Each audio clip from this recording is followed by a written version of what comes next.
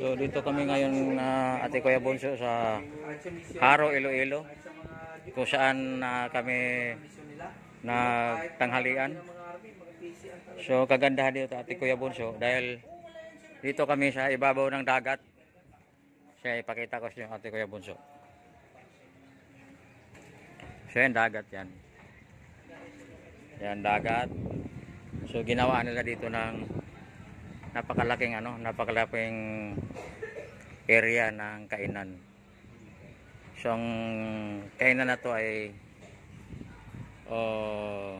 parang barangay ito, Bituon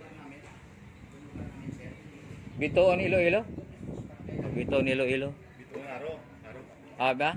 Bituon Haro Iloilo. Bituon Haro Iloilo, lugar na to. So ang pangalan ng restaurant ay Boljak Kalabahan. Ang ganda, makita pa rin natin dito sa isa, mayroon doon din kainan, ganon din, oh. Nasa dagat din. So mayroon din dito, yung sa unahan. So yan din, kainan din. So kung mapapansin nyo, yung lawak ng kainan dito. Dahil napakaganda yung ambience niya. Dahil nasa taas ka ng dagat. So ito, dagat na ito yung inano namin, eh. Yan. So mapapansin nyo, mayroong island sa tabila. Yan na pala yung Guimaras Island. So malapit lang siguro pag nasa 30 to 40 minutes lang yan kung sakay ka ng bangka. So yan na po ang Guimaras Island. So itong kinainan namin ay Bituon Haro Iloilo.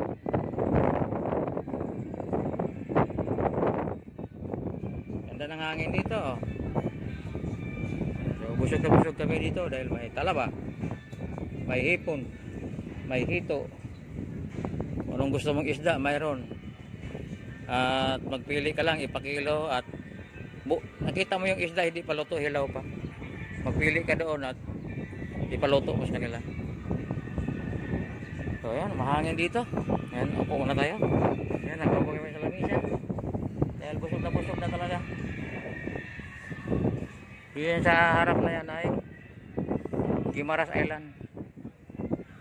So galing kami kanina sa Garin Farm sa San Joaquin, Iloilo. Tapos dito kami naglan sa Bituon Haro Iloilo. Sa Boljak Kalabahan. Alright.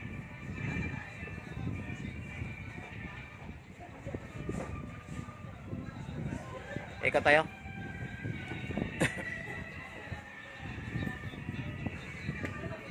Ayan, oh. Kawawa yung mga lamisa, nagkalasog-lasog yung talaba. Sarap ng suka na lito, guys. Dati ko yung bunso. Oh. Talaba. Nagkalasog-lasog na. Oh. Hipon. Nagkalasog-lasog na rin. Ang the best ito, itong suka na to. Oh. Iba yung suka dito. Wala yung preservative. Original. Gawa ng kalikasan. Tuba. Oh. So ito naman kinakainan namin dito.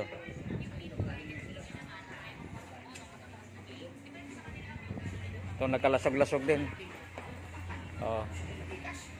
Yan, nakalasog-lasog na rin yung mga kinakain namin. Oh. Yung kasama namin nandyan pa. Hipon, may isda, may hito. Pabusog ka dito sa masasarap na pagkain nila Ate Kuya Bonso. Dito lang sa Boljak Kalabahan sa Bituon Haro Iloilo. So dito tayo.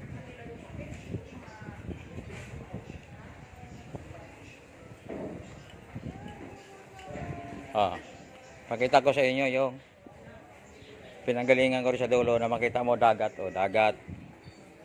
Yan, kainan lang. Napakalaki yung kainan lang dito. So sa tapat nito ay Guimaras Island na. Yung bundok na yan, yung bukid na yan, oh, yan. So yan ay Guimaras Island. Guimaras.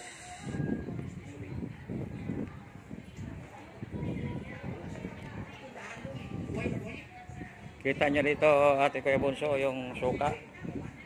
Yan ang the best. Oh.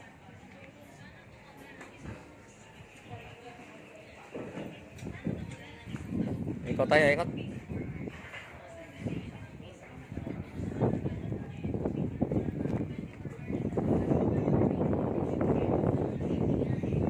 So yan, oh. Ano plant pa yan sa unahan? Pakita ko sa inyo. Ganda ng ambience ito, napakahangin ang risko dahil nasa dagat ka. Yan. At yung bundok na yan, yan ay Guimaras Island. Guimaras Island. So, kanina sa farm kami ni Garen.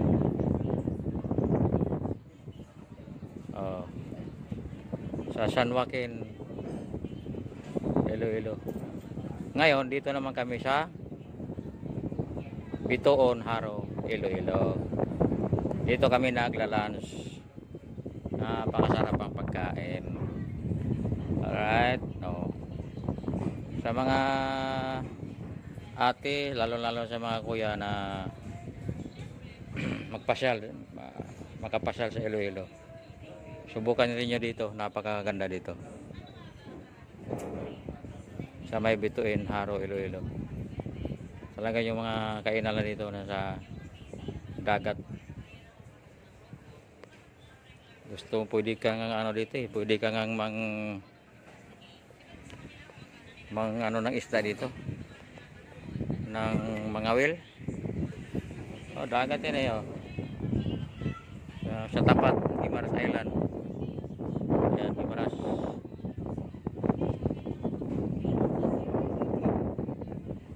Ganda. So, ayan, bangka. Ito, mga bangka. Ayan, kainan din yun ng kubo-kubo na yan na malaki. Kainan din yan. Pero sa parting kanan namin, kainan din. Na tulad din dito sa kinainan namin, oh. Ayan, kainan din yan. Oh. Kainan yan. Dito sa Bituin, Haro, Iloilo. Alright.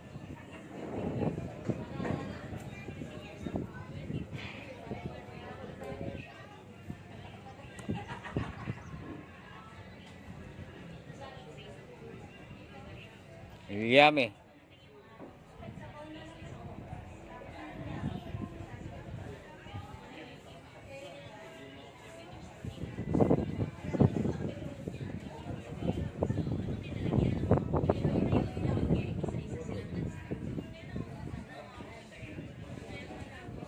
Okay, maraming salamat Ate Kuya Bunso. Tandaan, Buljak, Talabahan dito sa Bitoon, Haro, Iloilo. Napakasarap ang kanilang mga pagkain.